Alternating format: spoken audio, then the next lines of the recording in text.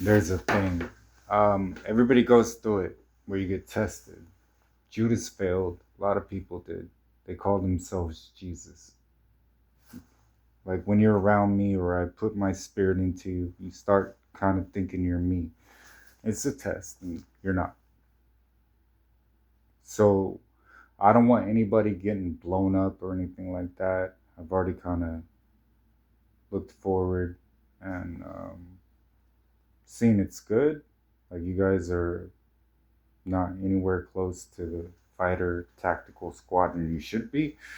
As far as those that aren't, called to that part of heaven's military, but you're good. Your attention is there, and it's just another day. So don't feel bad about yourselves. Like celebrate and everything like that. We regroup. We figure out what's going on. And, um, we have the ultimate strategizer that will always be there with us. But being in the air with you and everything like that, no.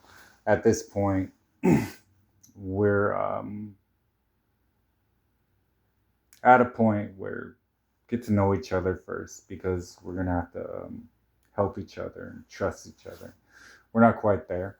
I think that people are really still on this church thing too much, and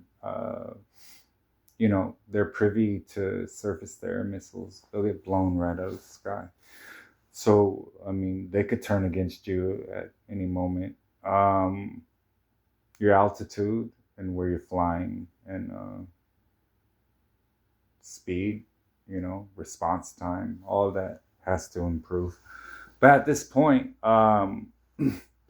there is a different wave that I represent behind the veil that takes care of things. And then someday you move into that.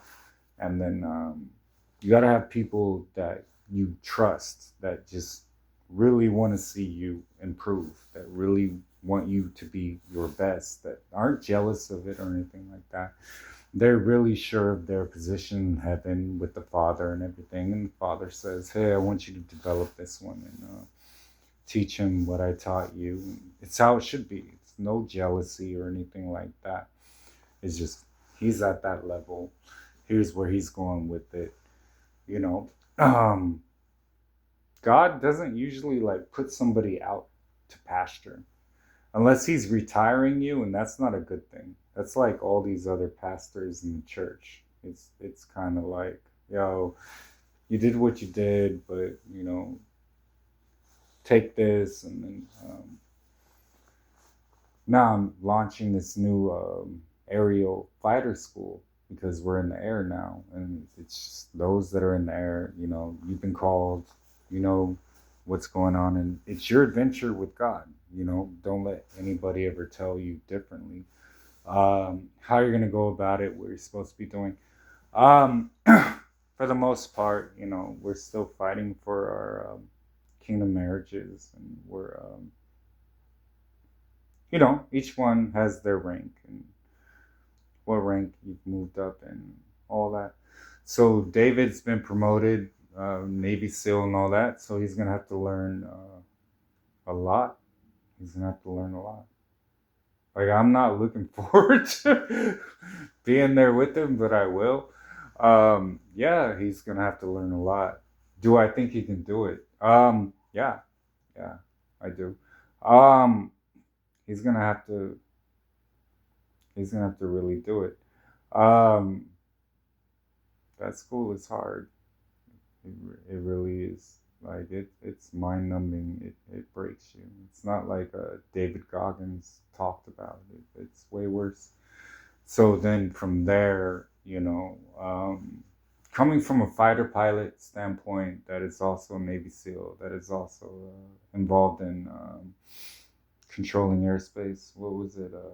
TACP, tactical air control of setting up networks and shit like that. Dropping in. Usually, I was mostly when I came out of the church, it was to blend in with the enemy and then sabotage or basically be a spy. So where he's going to learn, he's going to have to learn that. And he's going to have to learn that he's not a typical Christian that's going to preach the gospel, which is not going to yield any fruit.